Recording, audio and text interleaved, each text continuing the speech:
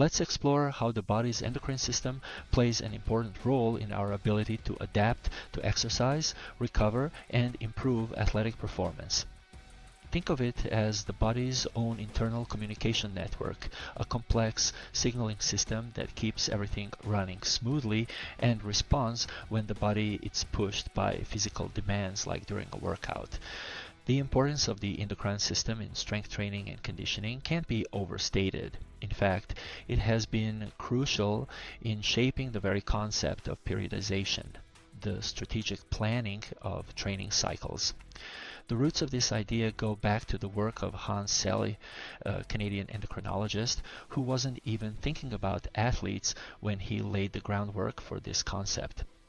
He was studying how the adrenal glands respond to stress and coined the term general adaptation syndrome. Selye discovered that when the body encounters stress, whether it's from physical exercise, mental pressure, or even illness, the adrenal glands produce stress hormones. The body reacts to this stress first by feeling the strain and the temporary reduction in function. Think of that moment of fatigue after intense effort. But then something remarkable happens. The body starts to adapt, coming back stronger than before. This is where the magic of adaptation comes in. If the stressor is exercise, the body adjusts through what we call training adaptation, and crucially, the body needs rest to recover before it can handle an even greater challenge. This is where the principle of progressive overload comes into play in exercise. This concept has been embraced by coaches and sports scientists.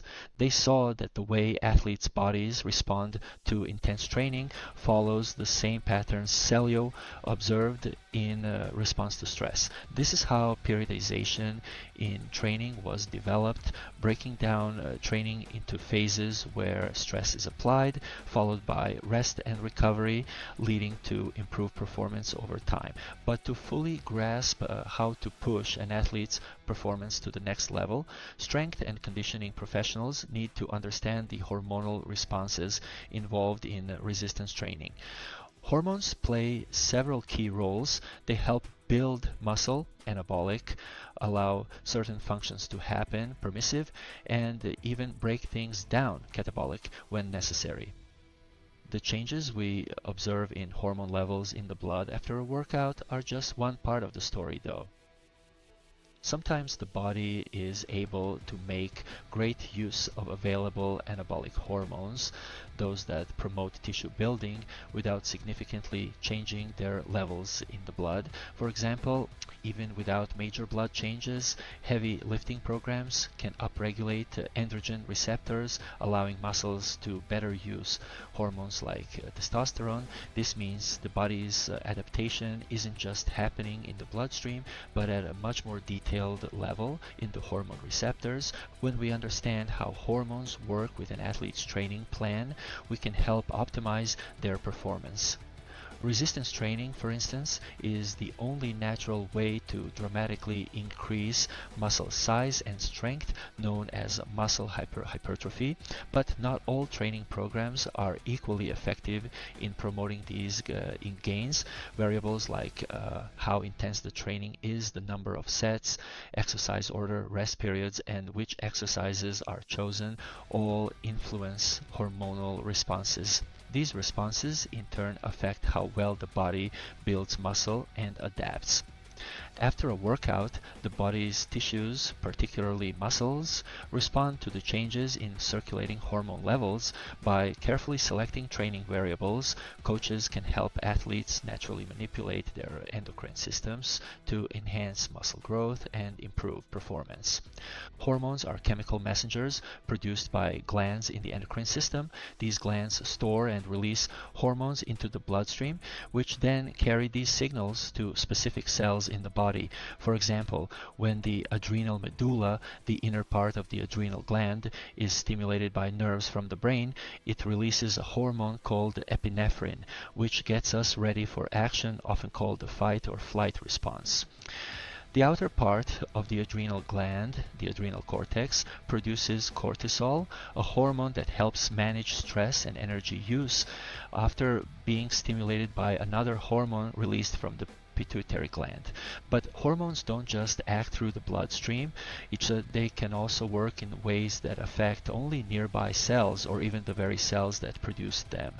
For instance, when a muscle fiber contracts during exercise, it can produce insulin-like growth factor, a hormone that helps that same muscle repair and grow. Many hormones are carried through the blood by special binding proteins, which help protect the hormone and extend its active life in the body. Some of these proteins even have biological functions of their own, such as sex hormone binding globulin, which helps regulate levels of testosterone and estrogen in the body.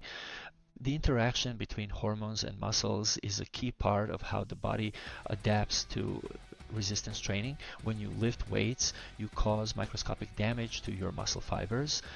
The body then activates an inflammatory response and starts repairing the muscle, making it stronger. So hormones like testosterone, insulin, and growth hormone play vital roles in this process, promoting the production of new muscle proteins and helping to rebuild the damaged tissue. These are anabolic hormones. They help to build up the body.